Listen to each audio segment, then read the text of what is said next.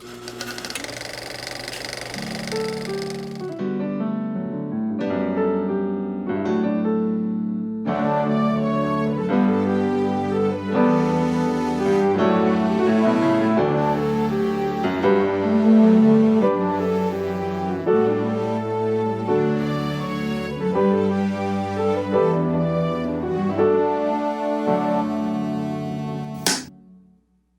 Shaun, how are ya?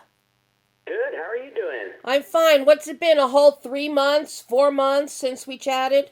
Something like that. You just keep pumping out films. We're trying, enjoying the process, I can tell you that much. It's been a lot of fun. And I have to tell you, make a lovely veterinarian for cows. Thank you. Yeah, that was, the look on your face was priceless. It's always fun, doing the little cameos. I've always been fond of that idea, doing little Easter eggs in movies. It's the Hitchcock in you. Yeah, it's true. It is true. And the whole setup for that scene with Manny was just so much fun. Okay, so here's another little secret. Okay. I'll give you a little exclusive here since you've seen it. That song that he's imagining when he's seeing her walk up. I sang that and did the lead electric guitar on that track. Oh, wow. So that was another little funny thing. A man of endless talents. Well, I don't know about all that, but it was fun. I'll tell you that much. Oh my God! You guys know how much I love the first California Christmas. Oh yes. You made me so happy having Leo and Manny back, but the hijinks of Leo and Manny from the first film, I love how it now shifted to Manny and Brandy. Oh, yes, yeah. Leo gets to be more like a wise fairy godmother, whereas Manny and Brandy now provide all the comedy, all the real lightness here. And I don't know how you did it, Shaun, but the chemistry between David Del Rio and Raquel Dominguez is amazing. It is amazing. Oh, thank you. Well, obviously a lot of the praise needs to go to those two wonderful performers. They're just two really bright stars. They emanate that kind of energy, and really it was about myself and the other creative forces, allowing them to kind of do their thing. No, the two of them. Brad, are you moving around or walking around? It sounds pretty noisy over there. I am. Sorry, I'll mute it. Or you could just sit still for a change. That's true, yeah. But no, those two just leap off the screen. I've got to tell you. And the way you shoot those comedy scenes, Brad, you open up, you've got frame pulled out a little more. It's always very nicely lit. We've always got sun happening with Brandy and Manny. So, it's very upbeat and it makes you happy watching them. Thank you. Your visuals match the emotional beats of the two of them. Thank you. Well, and I want to say too, we noticed the chemistry between them on set. I said to Shaun on day one, it's like, oh my God, it's like she's always been with us. She dropped right in so effortlessly in terms of energy and spirit, and because for a lot of us it was kind of like a homecoming and a reunion, and the band's all back together, and it never really ever felt like she was the new kid. She just belonged right from the beginning. Yeah, she is seamlessly fits into this ensemble. And I'm going to be blunt with you guys. I had more fun and enjoyed the film so much more watching Manny and Brandy than I did watching Callie and Joseph. Yeah, well, they're kind of that juxtaposition, right? Like Yeah. they're now the budding love, and the other ones are obviously having the issues, you know. So it's kind of the kind of juxtaposition, like I was saying there, and it's more of that emotional journey for Callie and Joseph, and you know the kind of new, fresh energy of falling in love for Manny and Brandy. Yeah, I mean, when I watch a movie like this, I want to feel the joy. And Yeah. you really feel that with Manny and Brandy. You don't feel that with Callie and Joseph. Yeah, we wanted to make sure that we still kept some of that within the storyline. So that was again Lauren's writing to make sure you know that some of that lightheartedness and fun was still going to be in this journey. Oh, Yeah, definitely. because you know, Josh and Callie go through a different stage in their relationship, and I think that's why it is so important to have the Manny and Brandy stuff to find that balance. You know, just like in the original one, you had Mom with the cancer. That's certainly a downer too, but it's just all part of the spectrum of the journey with these characters. Well, something that you do that's very interesting, Brad, because even in the first one, Mom with Cancer and all, the film, you still had a wider frame and things stayed light. Here, when we get into San Francisco, it looks and feels like you have moved the frame in a little bit tighter and a little bit tighter, almost metaphorically, like the walls are closing in on Callie. So we lose a lot of that wider openness and joy. And I thought that was really interesting to see. Yeah, I could see that on the coverage, but I will tell you that there was definitely an intention to feature wide shots in terms of showing the scope of those locations. In fact, some of the widest lenses we have used in the two movies to date were in San Francisco to show to show off the front of the hotel, the inside of the hotel, that grand ballroom that they're in. But you're right. The moments between them are very intimate, and a lot of the scenes I think are mostly about the two of them. Whereas I think in the other movie there were more ensemble scenes. Yes. Yes, I have to agree with you. And that ballroom scene with just the two of them in that Roosevelt room dancing.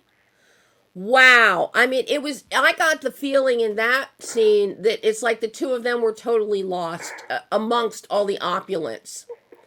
And it looks so beautiful with the light coming in the windows and just the whole architecture and design of the room. I mean, it's a beautiful, beautiful Yeah, small that location montage. was we were so blessed to be able to film there, and you know it was we definitely wanted to have that kind of whimsical feel for that band, you know. And you're right, it is a moment that they can kind of get lost. You know, Callie's feeling a little overwhelmed, and then you know that's a little bit of a reprieve before some of the forces that be trying to sabotage them, of course. And you have a beautiful counter to that and that whole opulent world of Joseph's family to the mission and Owen, and you bring the camera in. It's warm, it's wonderful, and you feel a human connection because in San Francisco as a whole, we're not getting human connection with Callie being plopped down there. And I love Yeah. that juxtaposition. That's one of the great things about your film, Shaun. And it's really prevalent in this one when viewed in light of the first one are the juxtapositions, the emotional juxtapositions that that Brad then translates into light and lens. And it works really well. Really well. But you can really see that here in this one. And I think you actually are onto something when you're talking about the walls closing in on her and it feeling a little bit more suffocating, which is exactly what the character's supposed to be going through. She's so used to being out in the open and on a ranch and on a farm and those kinds of things, and then going to the big city. She's the fish out of water. It's business offices and opulence and socialite stuff and parties indoor, so it is a much more big city kind of feeling, you know what I mean? More she's not used to that. Mm-hmm. So I think a lot of those choices are to kind of make her feel more isolated in her experience. Mm-hmm. Well, and I'm sorry, I was going to say a couple of things I would share with you, Debbie, is that in terms of the framing, in terms of these compositions and the blocking, with Shaun and I, it really is very much of a partnership, and oftentimes I think it's an unspoken partnership simply because our aesthetic sensibilities are so well aligned. mm-hmm. But it's important to note that Shaun is extremely literate in terms of lenses and lens capabilities and technology. In fact, he's a little bit more of a gearhead than I am. I'm more of I think I'm a little more intuitive. And he, if you stood in front of both of us and you said, give me the specs on these lenses, he could probably throw out all the particulars to you, and I'd have to go on Google and look them up. But the reason I tell you this is that in all my movies, and this is true, going back to Cook County, so much of my choices are exactly that. They're intuitive. I don't analytically look at the script or the scene or the moment and say, oh, let's use a long lens here or a wide lens or put the camera. To me, it's a visceral feeling. I consider myself the audience's proxy, and I think, how do I want to observe this moment? How do I want to be close? Do I want to be far? Do I want, depth of field? Do I want shallow depth of field?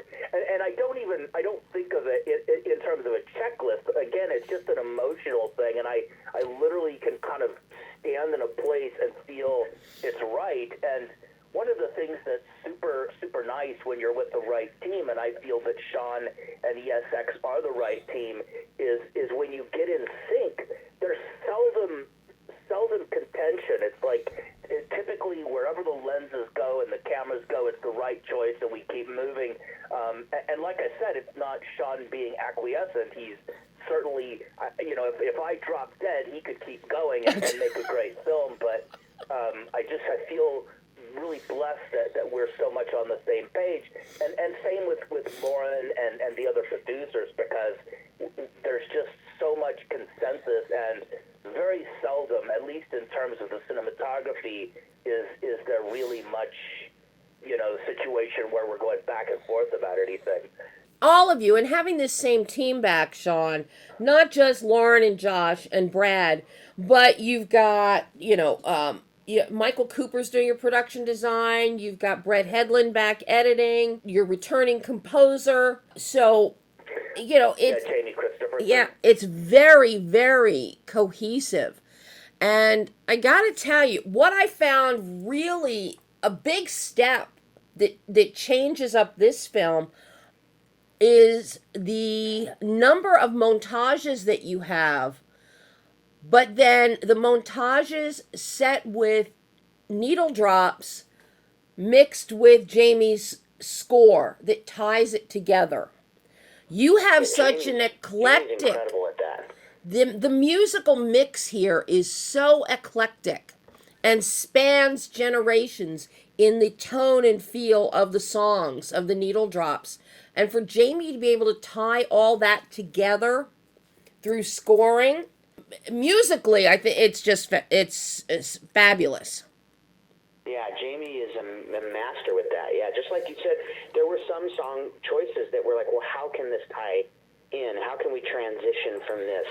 And Jamie he's literally like a wizard. He really figures out how to make that all work and string the themes in together and bring up reoccurring themes and blend them into some of the needle drops. And it's really and like you're saying, this team is it's a reason why we keep coming back to work together, you know, because it's an enjoyable experience. Obviously, we hope to make a good movie, and we hope audiences find it. But even beyond that, we are just enjoying this creative process. We have same with our costume designer, Elizabeth Jett. She's been on a ton of these with us. So yeah, we really have a really nice, beautiful rapport built with each other, and really, truly, it's a film family. Mm-hmm. Well, I've got to ask the both of you about the montages. We've got quite a few montages happening in here. Quite a few happening here. So what came first, the song for each montage or the montage? I think there was a couple ideas for songs for some of the montages ahead of time, but no, really the montages came first, and then it was figuring out, how to, place a song there, or in some cases create the music. Mm-hmm. And some of them are just absolutely beautiful, and we got a lot of slow motion happening this time too. Oh yes. A lot of slow motion, like moments in time are being captured. The wedding dress montage is really beautiful. But I gotta tell you, my favorite part. But Brad, my favorite shot, my favorite scene in the whole film visually, it's a difficult call between Josh's character Joseph being on the balcony at night and you see the fog rolling in and little stars are peppering. That's beautiful, but then you give us the marina and the boat that is covered in lights. That is so gorgeous to look at. That's one of the money shots of the film. Beautiful, Brad. Absolutely beautiful. Well, thank you. Part of the themes or the motif for this one was like you said, the juxtaposition. The first one we had the big city playboy coming to the small dairy farm out in the country, and this way we went the other direction, and we really wanted to open it up and put Callie and Joseph also in this dazzling kind of overwhelming place, and so hence all the montages where you're really just trying to, your first time in a new city, and you're just trying to take it all in, and there's just so much information, and it's dazzling, and everything you're talking about, like Joseph on the balcony with all of that world spread out before him. And I'll tell you a funny little secret about that particular scene is that we shot the wide shot of Joseph in San Francisco in that hotel, but because of time, we didn't get the close-up, and we shot the close-up in Hollywood at about Hollywood and Vine in Allie's apartment building, looking out over Hollywood. Oh my God. I mean, it's to match that lighting too. So I was going to say, you have some beautiful lighting in this film. I love some of the lobby scenes in the hotel. Number one, you really let us capture the opulence and the grandeur of the hotel, but the lighting, it really brings out the old school nature of the hotel, the idea of wealth and warmth, that it's a warm hotel. It's not some sterile it's welcoming. A funny little bit of trivia is that the only shot that's really in the lobby is that Steadicam when they walk through the revolving doors, because it was just too busy where we could not shut the lobby down. So what plays as the lobby is actually an upstairs elevator landing that if you see, there's a balcony, and that overlooks the actual lobby. but we had to dress that as the lobby, and much credit to Michael Cooper and Shaun and the folks who made that happen. But that lobby is completely faked. We built that. Okay, well, I think it's beautiful, and it should be in a lobby of some hotel.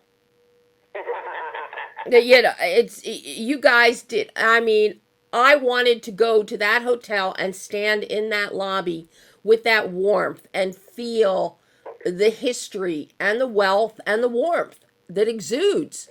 It's funny because I in the early 2000s I shot a Mariah Carey music video in the same hotel that is featured. Well, I'm sorry, we stayed in the hotel that is featured in the Sofia Coppola movie Lost in Translation with Bill Murray and Scarlett Johansson.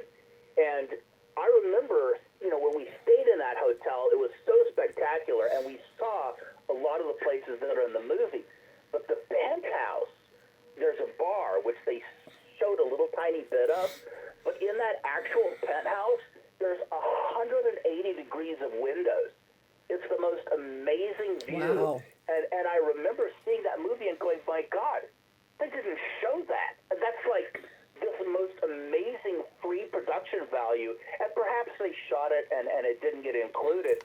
But that's kind of one of the things when I'm in a space, I really, really want to show it off. Yeah. Like that scene where they're dancing in the ballroom. You know, we stood in there and I said, my God, Shaun, we have to get permission to fly the drone and do orbits and show this space off, because I thought a static shot is not going to do justice. No. We have to feel the how epic this is. So that's something that I'm always aware of is doing justice to the space and setting the stage so the audience, you know, even if we go in for closer coverage, I want them to have a sense of where they are. Right. You know, much of like what you did with the barn, with the Christmas barn party in the first movie, with the use of red, and you really put us in the holiday moment. And in that ballroom, I got to tell you, the light coming in from the wall of windows is so beautiful. And there's enough in the shot that we can see all these windows. You know, the corners, the edges. It's just beautiful, Brad. So beautiful. Thank you. Well, it was a bit of a trick, because in order to get that, we all had to leave. We had to go outside that room, you know, into the hallway, and the guy was flying the drone, through the wall, and so, you know, it took a little bit of an effort, but it was one of those things that was just worth it. You know, there's those shots where you're like, you know, sometimes you got to make your day, and you got to sacrifice a little bit. But there are also those shots, like the balcony shot, for instance, you know, or the Steadicam that walks through that penthouse, where, you know, we took extra time and put some love into it, because we knew those are the money shots. These are the shots where you're going to capture, you know, all that you're paying for to be in this amazing location. There's nothing sadder than to have this tremendous location and then not do it justice. You know, get a bunch of tight shots, or not move through the space, or, you know, cheat the audience out of that experience of being in that place. Well, and then you counter all of this in Frisco, which, and before I forget, I must say, kudos to Elizabeth on finding that butt-ugly, god-awful looking gown that Victoria kindly bought for Callie to wear to the introductory party. That is one of the ugliest things. That fabric and those sleeves and those, oh my God. Well, I think she designed that. I don't know that was found. Trust me, I'm seeing some stuff on last night's Project Runway that looks like that, and you know, she did talk about that. She's like, this is the type of stuff that's hitting the runways right now. Yeah, and so it's Elizabeth is really, really up on all of that stuff. She, of course, with all the latest trends and fashions, and so she thought that would really be, you know, a good way to you know, because Victoria could stand behind that, like, oh, this is the latest fashion, yes. But also she's making Callie look awkward, you know. Awkward is an understatement. Understatement. No, and the whole idea with Callie then taking, the nail clippers to use as a seam ripper and to cut off all those ruffles, all the lame opulent crap. I think every girl in the world has done that at least once in their life when their mother has picked out a dress for them, and it's so ugly that you have to do something so you can show your face in public. So I mean that little touch is so sweet and so cute and relatable. But then you counter all of this with the intimacy and warmth of Manny's mobile home with Manny and Brandy playing video games and wearing cow pajamas, and which you need to start a line of cow pajamas because they're really cute and fun. You can do away with the paisley print robe that Manny's wearing over his cow nightgown, but here again, it's all about that juxtaposition and the intimacy and the warmth and this glow that Brandy and Manny have. I could watch the two of them all day long. They are so much fun. Yeah. Well, we joke around about the California Christmas universe, like the Marvel cinematic universe. Yeah.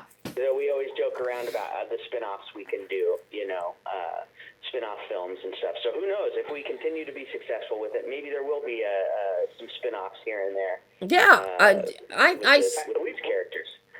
We've literally amongst ourselves pitched ideas, and I'll tease to you that there's already a concept for 3 that I'm aware of and have some understandings of, and I've heard that there's also been discussion on chapters beyond that. So if people embrace it, we're locked and loaded. Oh, I mean, this is the perfect franchise to continue on and on. And yes, I mean, you watch it to the bitter end, and yes, the third movie is set up perfectly.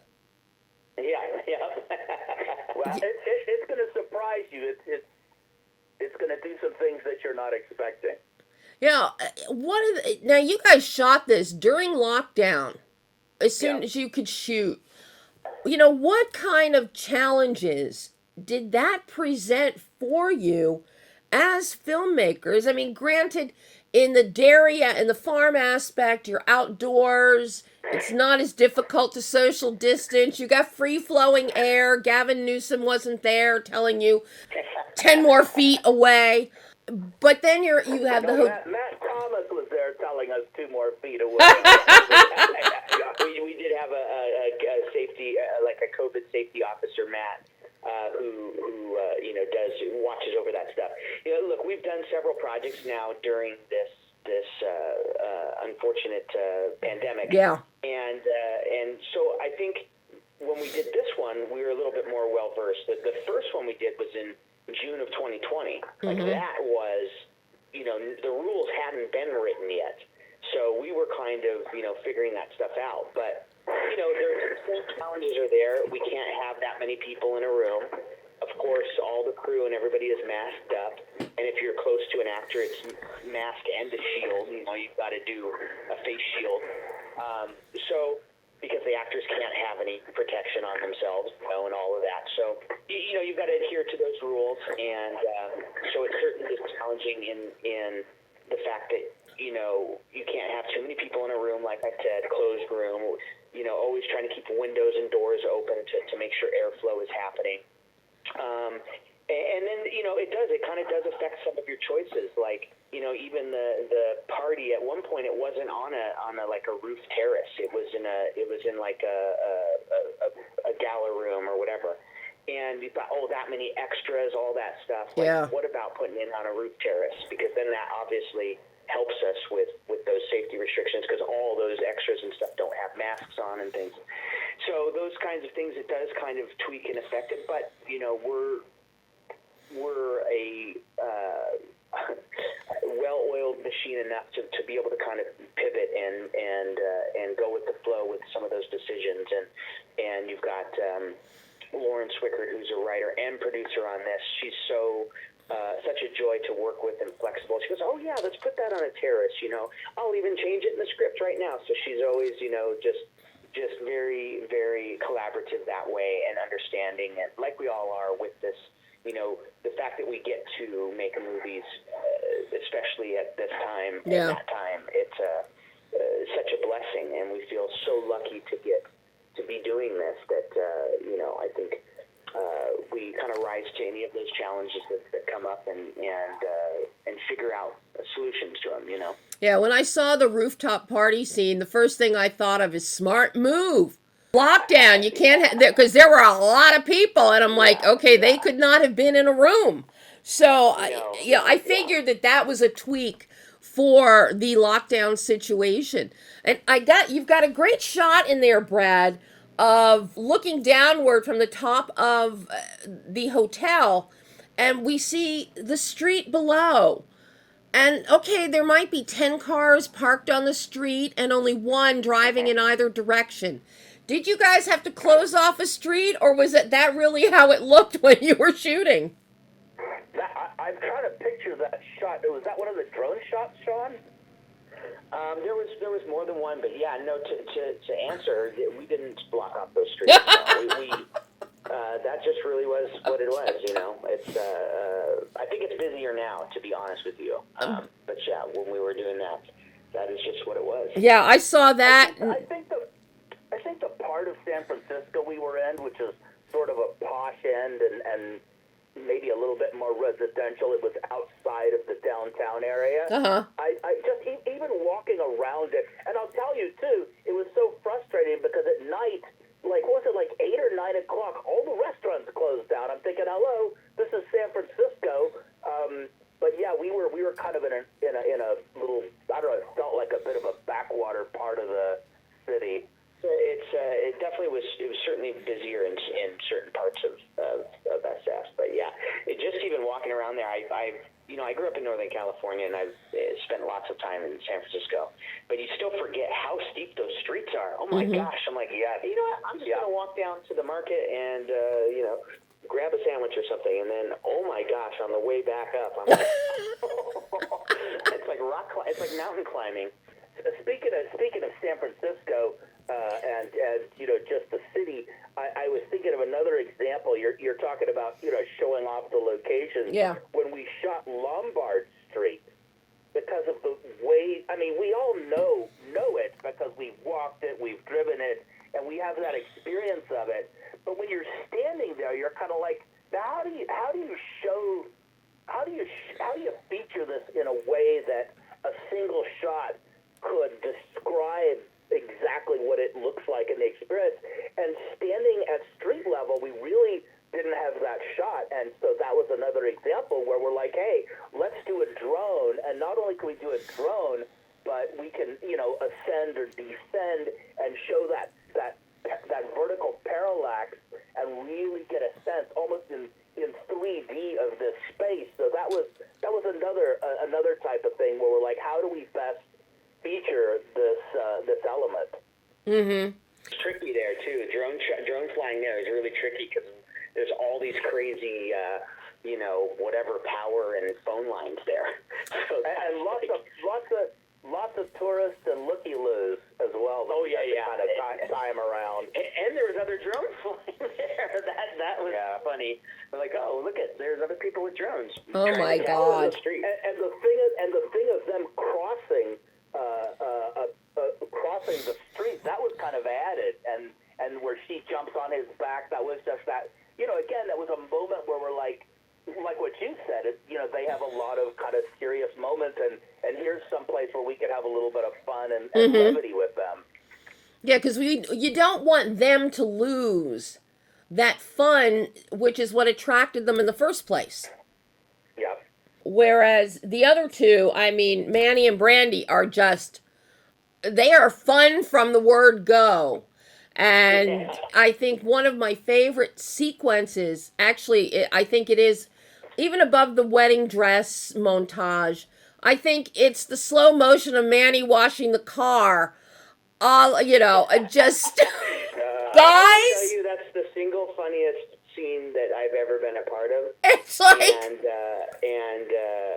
I did a movie called Wheels of Fortune where I was literally laughing so hard that I would fall to the ground laughing. But that scene with Manny washing the car. Oh, God. The entire crew was crying. There's so much more there that we couldn't, even include in the scene that he did. That, we shot way more than we would ever need for the sequence because I didn't want to yell cut. I just wanted to see what he would do next, And to do it in slow motion. And I gotta say, that's a thing with David Del Rio, by the way. It's like if you have David Del Rio on your set, just be prepared to let the cameras keep rolling because I think one of those spin-off concepts is Manny the Outtakes. Oh my God, it should be. I just seeing what David brings on screen, what we saw between he and Allie in the first movie. I love Manny. You guys know I love Manny and Leo together. Well, now, Leo has stepped back and is being more straight-laced and, is a serious fairy godfather. And now Manny is still the fun-loving nut that he'll tackle anything, he'll do anything. And that car wash scene, though, what is just to die for. And doing it in slow motion, brilliant. Yeah, we had to. Brilliant. Because we really get to see the over-exaggerated movements. And he doesn't have long hair, but tossing it back like in a flash dance move was great. David, we did not tell him to put his head in that bucket or to stomp it. Oh, God. We did it. We're like, oh, my God, that's going to be so perfect. Oh, my God. And you know what? That scene is a parallel scene, if you remember from the first movie. So that was Lauren's idea. She thought it would be really cute and funny if, or maybe, I can't, I know Lauren was part of it. I'm trying to remember if maybe Josh had that idea, too. But because, when she's writing this, Josh is often there. Of course. And, throwing out ideas and all that. But either way, they came up with that, thought it would be hilarious to have Manny doing a car wash scene like in the first movie when she was washing the car. Yeah. And Joseph was checking her out. So we kind of wanted to throw that kind of mirrored parallel scene from the first movie. And of course, the silliness is just amped up because it is Manny. Of course. And speaking of Manny and speaking of the parallels, I remember, in the first movie there was that scene where Lauren and Amanda Detmer are sitting in the truck after she has come out of the cancer treatment, and they have that very emotional scene. And I remember standing there and just feeling so powerfully that moment, even though I've been in the business for, 3 decades, it's still, I can be affected by the power of the performance. To actually, it's one thing to watch it on television, to be actually standing there. And the time I felt that on this movie was the scene where Manny confesses his love to Brandy. And they're sitting on that bench at night, and I remember sitting there just feeling so emotional, and in that moment I flashed back to the first movie where Leo and Joseph are on the phone, and Joseph says, find a guy named Manny, and Leo just goes, hey Manny, and David Del Rio's character, and I think what a journey, what an arc for this character. Yep. The serendipity of how that was so impossible that they would ever, come into the same orbit. And now here he is, having found this amazing soulmate. And it was just so moving that, it's almost a movie in and of itself. yes. Yeah, I think the scene that gets me is when Manny is talking about wanting that they are his family and that he wants, he dreams of having his own piece of property. And that whole scene to me is a very, very serious tonal shift for Manny. And I just thought David's performance in that scene is incredible. Oh, it's so heartfelt. And it shows his range as an actor. Yeah. No, we're so used to seeing David as the cut up as Manny. But no, that scene that kitchen scene is just amazing. And the fact that you ride this out to the very end of the film, I think is just wonderful, because that sets us up again for part 3, part 4, offshoot, Manny and Brandy. Yeah. Lauren and I discussed early on with this film that it was important that Manny be elevated through this story. Yeah. Because, even after the first movie, we recognized that there's a very big and strong fan base for, all the characters. But, I'm one of those people who actually will go and read, a lot of the stuff that's written online. And, I try and stay away from the negative stuff, of course, but the positive stuff and the community that gets around a film, I love interacting and kind of reading about it and taking part in that kind of stuff. And we saw and recognized that Manny was an important character for a lot of people. Yes. And, me. A lot of people identified with him. So we wanted to make sure in this movie that he was elevated. That's why he's not in the old trailer in the beginning. He's already he's in a much nicer trailer, and of course eventually he'll make his own house and everything now that he's got his own piece of property at the end of this one. So we wanted his story and him to continue to grow, and that was really important, and to be successful. Well, I think in a future one we're going to have to see that Brene Wines is going to have a Manny wine. Yeah, oh yeah, he can have his own branch off, yeah. Yes. Oh, guys, I can't thank you enough. So much fun once again. Whether you're together or separate, I love talking with you guys, and I'm so happy that you made California Christmas 2. I can't wait for California Christmas 3. Well, we hope maybe that you'll talk to us again for the movie in March with Riley. Absolutely. Yeah, that'd be awesome. No question about that, guys. But, all right, well, you go, and you go have a wonderful, wonderful weekend. And you guys too. I will talk to you both again around March in your next film. All right, bye. Thanks, guys. Bye-bye. Bye.